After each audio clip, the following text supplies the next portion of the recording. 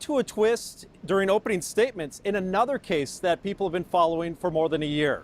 Derrick Thompson, who was alleged to be driving the car that killed 5 young Somali women during a high-speed crash in Minneapolis in June of last year. Today, the prosecution now admitted that Thompson's brother was in the car as well, and the defense is claiming that the gun and drugs at the center of this federal trial belong to him. The defense so far has not claimed that the brother was actually driving, but this federal trial is not about the crash itself. It's about drugs and a gun that were found in the rental vehicle after the crash. And for that, Thompson is pointing the finger directly at his brother.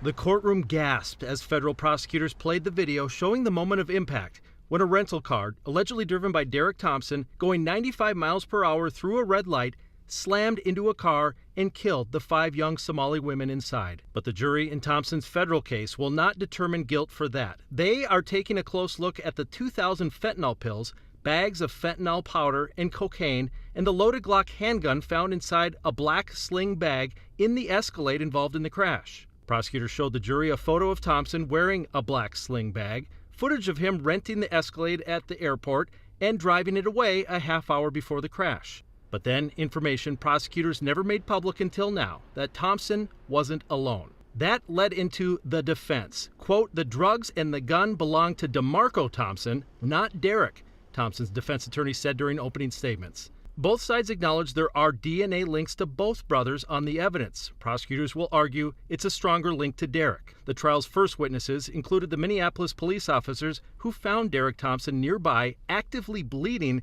but denying he was involved in the crash. The defense points out his brother was never caught. They claim police got tunnel vision. It was an incredibly emotional first day of evidence for the victims' families who filled the small courtroom.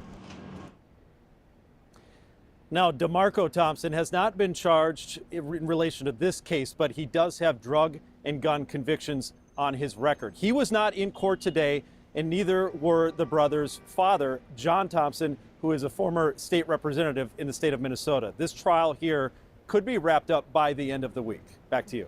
Oh my goodness, so much going on today, Lou. Thank you.